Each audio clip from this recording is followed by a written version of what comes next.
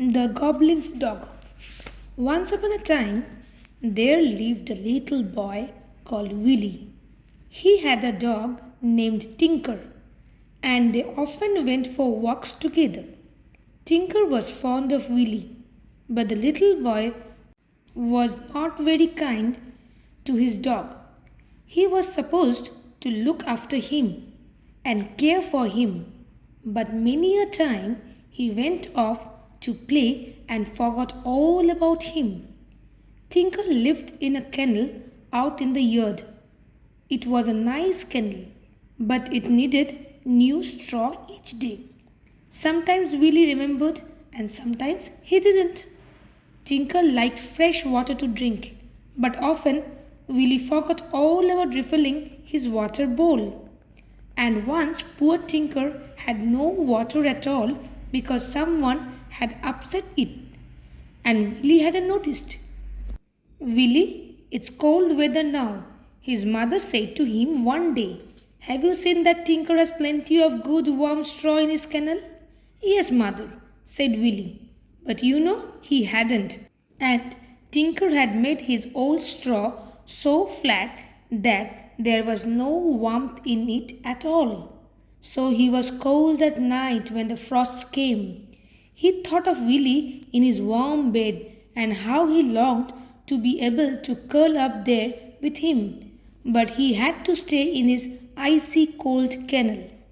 Now, one night, a small brownie came by on the way to the dairy to get a drink of milk. He heard Tinker shivering and popped his head into the kennel. What's the matter with you? He said. You seem very cold. Haven't you any warm straw? Not much, said Tinker, and my water is frozen too, so that I can't get a drink if I want to. Willie didn't take me for a run either, so I haven't been able to get warm. Do you think you could bring me some water, Brownie? There is some in the stream not far away. Certainly, said the brownie. He broke the ice in the bowl, emptied it out, and ran to the stream. He came back with some water and put it beside the kennel.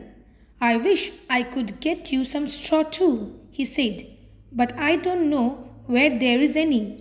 Never mind, said Tinker gratefully. Perhaps Willie will remember to get some tomorrow. The brownie went to the dairy and had a drink of milk. He was unhappy because he couldn't forget the poor cold dog. He wished he could get some straw. He remembered that a wizard lived not far off, and he thought that maybe he would know how to make straw out of magic. So he went to his house and knocked. A black cat opened the door and the brownie went in. Soon he had told the wizard all about Tinker.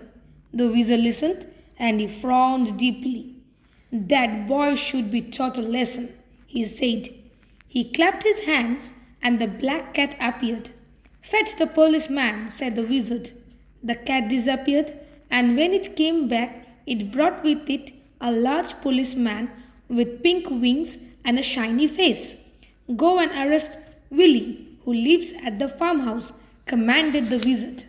Bring him before the court tomorrow, charged with neglecting his dog. The policeman saluted, flapped his pink wings, and disappeared. And soon, what a shock poor Willie got! He was sound asleep when he awoke to find a lantern shining on his face. The shiny-faced policeman was standing nearby and he spoke sternly to Willie. Come with me, little boy. I arrest you for neglecting your dog. Willie put on his coat and went with the policeman. The big policeman suddenly spread his wings and flew through the night, carrying Willie firmly in his arms. There was no escape at all. The little boy spent the night at the wizard's, and then the next morning the policeman took him to a big courthouse. Inside there was a judge who sat solemnly at a high bench and had great wings like a butterfly's wings behind him. There were 12 pixies, brownies, and gnomes sitting at a table below, and there were 6 policemen, all with pink wings. This is Willie, said the policeman who had fetched the little boy. He is here because of the following things: forgetting to give his dog fresh water, forgetting to give him straw for his kennel, forgetting to take him for a run, and altogether being very unkind. Very bad, said the judge, frowning at Willie. Very bad indeed. Jurymen, what punishment shall we have? The 12 pixies, brownies, and gnomes who sat below the judge began to talk excitedly among themselves. Then a long-bearded gnome stood up. If you please, your worship, he said to the judge, we think he should be turned into a dog and sent to one of the goblins. Certainly, certainly, said the judge. A very good idea. But you can't do that, cried poor Willie. Why, my mother would wonder where I am. Well, we will make your dog Tinker change into you, said the judge. It will be a treat for him to have good food, plenty of fresh water to drink, and a warm bed at night. Now stand still, please, Willie. Willie stood still, wondering what was going to happen.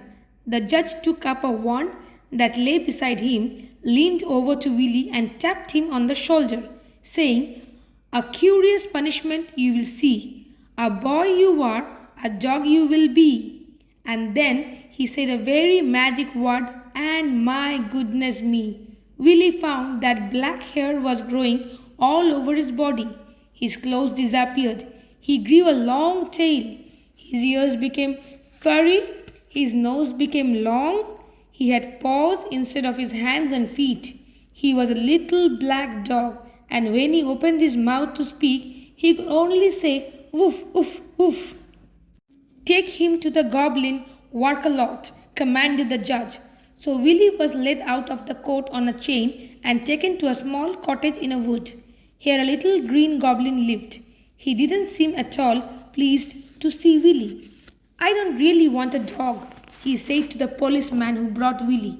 Dogs are a nuisance. But if the judge says I am to have him, I suppose I must. There was no kennel for Willie, so he hoped he would sleep on a nice warm rug in front of the kitchen fire. But a big grey cat suddenly appeared as soon as Willie sat down on the rug. Fiss! She hissed at poor Willie. He ran back in fright and got between the legs of the goblin, who was just coming in with a bowl of water. Down went the goblin and all the water splashed over Willie. Clumsy creature, cried Workalot. He gave Willie a cuff on the head. Willie hoped he would get a towel and dry him, but he didn't. So the dog sat in a corner and shivered, for he did not dare to go near the fire when the cat was there. Workalot was a very busy goblin. He ran here and there. He did this and that, and he grumbled and talked to himself all the time.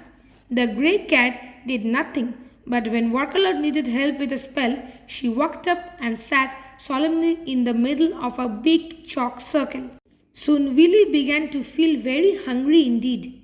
The cat had a good dinner of fish and milk put down for her, but the goblin did not give Willie any dinner.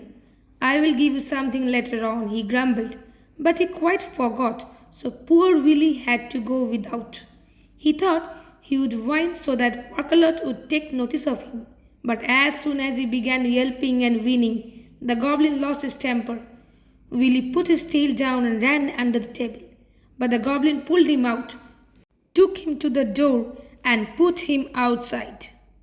It was pouring with rain. Willie looked round for shelter, but there was only one bush growing in the garden. He ran to that and crouched underneath, cold, wet, and hungry. How dreadful it was to be a dog owned by an unkind master with no love in him. The rain stopped. Willie crept out from the bush, but the door was shut and he could not get into the house. He looked at the house next door. A dog lived there too, but it was a dog that somebody loved, for it was well brushed, cheerful, and not at all thin. Willie wished he belonged to a good home too. How lovely it would be to be petted and well looked after. The door opened and the goblin whistled. Willie ran in. The cat spat at him and Willie growled back. Workalot gave him a cuff. Leave my cat alone, he said. Go into the corner and lie down. Willie lay down. The cat sat in front of the warm fire and washed herself. There was an empty bowl not far from her, and Willie felt sure that it had been put down for him, with some meat and biscuits in, perhaps, and the cat had eaten it all up. Willie fell asleep at last, but when night came, the goblin woke him up by fastening a chain to his collar and dragging him outside. He had put an old barrel there on his side, and in the barrel he had put a handful of straw. Get in, said the goblin, and mind you bark if the enemy comes. Poor Willie, he didn't know who the enemy was, and he was very frightened to think they might come. He was cold too, for the wind blew right into his barrel, and he was so thirsty that he would have been glad to lick the snow if there had been any. He began to whine dismally. Out flew the goblin in a fine rage and shouted at him. After that, Willie didn't dare to make another sound. He just lay silent and hoped that the enemy wouldn't come. Suddenly at midnight, he heard a little scraping sound at the gate and he stiffened in fear. The enemy. The gate swung open and in came. Whoever do you think? Why, nobody else but Tinker the dog. He ran up to Willie's barrel and sniffed at him. I heard you were here. Changed into a dog, he said. They changed me into you, but I changed back at midnight and I have come to rescue you. You were never very kind to me, Willie, but I love you and would do anything for you. Now keep still and I will gnaw right through your collar. Willie was full of gratitude to the little dog. He kept still and very soon Tinker's sharp teeth had bitten right through the leather. He was free. Come on, whispered Tinker. I know the way. The two dogs sped through the night and at last came to the farmhouse. Go to your room and get into your bed, said Tinker. In the morning you will be yourself. Willie pushed his way into the house and ran up the stairs. He jumped into his warm bed and was soon asleep. In the morning he was himself again. It's all very strange, thought Willie as he dressed. How kind Tinker was! How awful it is to be a dog belonging to an unkind master. I have been unkind to Tinker often. I never will be again. He ran down into the yard. Tinker was in his kennel. He wagged his tail. Tinker, Tinker, said Willie, putting his arms round the little dog. Thank you for rescuing me. I'm sorry. I was unkind to you. I will always love you now and look after you properly. And so he did. Tinker has a warm kennel, plenty of fresh water each day, good food, a fine walk in the morning, and lots of pets. He is very happy, and I do hope your dog is too. Next story name is Mary Brown and Mary Contrary. Mary was out for a walk. She took with her Josephine, her biggest doll, and wheeled her in her pram. It was a lovely day and the sun shone brightly. Mary went a long way. She walked down the little green path in Bluebell Wood to get out of the hot sun. But dear me, when she turned back, she found that she had lost her way. Somehow or other, she must have taken the wrong path, and now she didn't know how to get back. She was most upset. Never mind, she said to herself. I shall soon meet someone and then I can ask them the way to my home. In a few minutes, she did meet someone. It was a little fat man in a red tunic. He was hurrying along with a hen under his arm. Mary called to him. Please, she said, I have lost my way. Can you tell me how to get home? What is your name? Asked the fat man. I am Mary, said the little girl, and this is Josephine, one of my dolls. How do you do, Mary? How do you do, Josephine? Said the little man, raising his pointed cap politely. Yes, certainly, I can show you your way home. Come with me. Mary followed him through the wood, pushing Josephine before her in her pram. She walked down the narrow green path, and at last, to her great surprise, she came into a little village. What a strange village! The cottages were very tiny indeed, and at the doors and in the gardens stood children dressed in strange suits and frocks. They looked just as if they had come out of a nursery rhyme book. Why, those two might be Jack and Jill, thought Mary, looking at a boy and a girl who stood holding a pail between them. And that boy, singing all by himself there, is just like Tommy Tucker. Look at that girl sitting on a stool, too. She's just like Miss Muffet eating her curds and hay. We are nearly there, said the little man. I don't seem to know this way home, Mary said. Don't you? Asked the fat man in surprise, and his hen clucked loudly under his arm as if she too was surprised. Well, here you are. There's your cottage. Look. Mary looked. They had stopped just outside a trim little cottage whose walls were painted white. At the windows hung bright curtains, and the door was painted yellow. It was a dear little cottage. But that isn't my home, said Mary. You have made a mistake. Well, didn't you say that you were Mary? The little man asked her in astonishment. This is Mary's cottage. Look, there's a name on the gate. Mary looked. Sure enough, on the gate the words Mary's cottage were painted. And look, there are your cockle shells, making a nice border to your flower beds, said the little man, pointing. And there are your pretty Canterbury bells, all flowering nicely in the sunshine. Mary stared at the cottage garden. She saw that each flower bed was neatly edged with cockle shells, and that wonderful Canterbury bells flowered everywhere. They blossomed just like silver bells instead of being blue or white. And there are your pretty maids all in a row, said the little man, waving his hand to where a row of pretty dolls sat on the grass. Look, your doll wants to join them.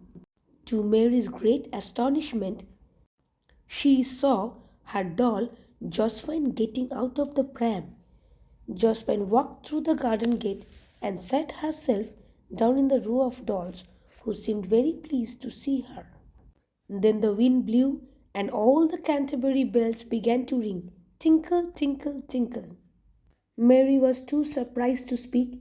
She couldn't understand it at all, and yet she felt she had seen all this before somewhere. Was it in a book? Isn't this your home? Asked the little man, looking puzzled. Your name is Mary. Quite contrary, isn't it? No, it isn't, cried Mary, seeing how he had made his mistake. I am just Mary Brown. You thought I was some other Mary, the Mary of the nursery rhyme? You know, Mary, Mary, quite contrary. How does your garden grow? With silver bells and cockle shells and pretty maids all in a row? Well, of course, I thought you were, said the little man. I am so sorry. I have brought you ever so far out of your way. Just then the door of the cottage opened, and a little girl about Mary's age came out. She was a pretty little girl with long curly hair, and she had a big sunbonnet on her head. Her dress reached right to her shoes, and her little feet twinkled in and out as she walked. I say, Mary, quite contrary, called the little man. I have made a dreadful mistake. This little girl's name is Mary, but I have brought her to your cottage thinking she lived here, and she doesn't. Dear me, said Mary Contrary in a soft little voice. What a pity! But never mind, she had better come in and rest for a little while, and then she shall have lunch with me. I will see that she gets home all right.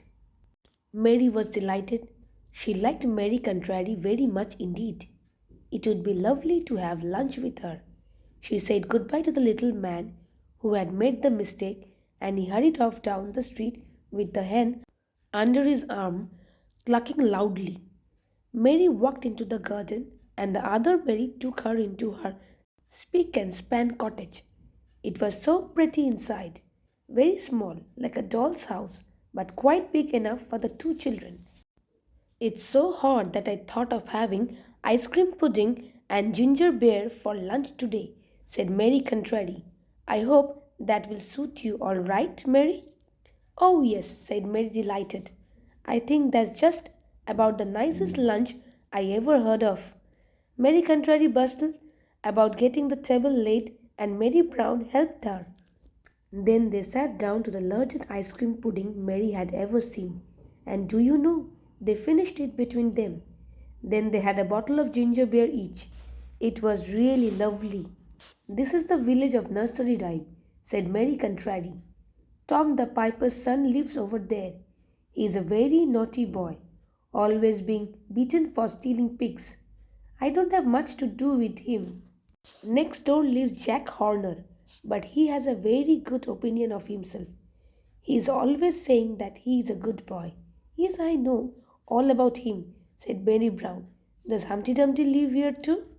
Yes, said Mary Contrary. But you know, he is very silly.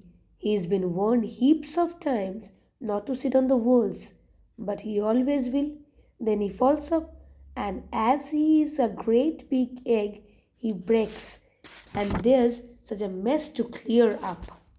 All the king's horses and all the king's men can't mend him, but he's all right again by the morning, and off he goes to sit on the wall once more. I wish I could see him, said Mary, excited. This is a lovely place, I think. Does Polly Flinders live here too? Yes, but she's a dirty little girl, said Mary Contrary, wrinkling up her nose in disgust. She sits among the cinders and spoils all her nice new clothes, so her mother has to whip her. There is the black sheep here too. He doesn't belong to Bo Peep though. All her sheep are white. She's a silly girl. She's always losing them. But they come home all right, don't they? Asked Mary anxiously.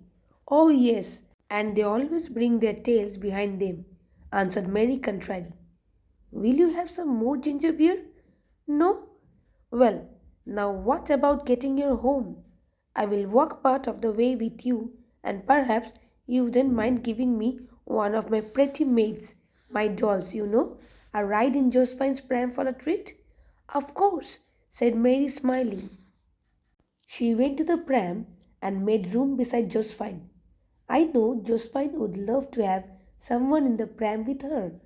So Mary Contrary tucked Esmeralda, her best pretty maid, into the pram beside Josephine, and the two dolls were very happy to be with one another. Mary loved to see her own doll smiling so cheerfully.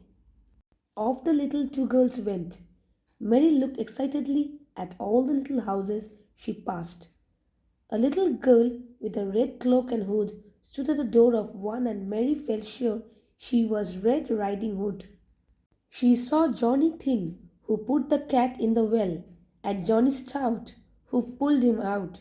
She waved to the old woman who lived in a shoe and wished she could go nearer to the funny old house in the shape of a shoe and look at it. But she was afraid that the old woman might think she was one of her many children and whip her and put her to bed. At last they left the strange little village behind and went into the wood. It wasn't very long before they were on the right path to Mary's home. Well, you know the way now, said Mary Contrary, kissing Mary Brown. Do come and see me again, won't you? And be sure to bring Josephine with you to visit my pretty maids. She took Esmeralda out of the pram, kissed Josephine goodbye, and stood waving to Mary as she went along the green path. Mary hurried along, anxious to tell her mother all her adventures. Mary's mother was surprised. She couldn't believe her ears. Well, you come with me, Mummy, next time I go to see Mary Contrary, promised Mary Brown. I know you will love to see everybody. So her mother is going with her tomorrow. I do hope they find the right path, don't you?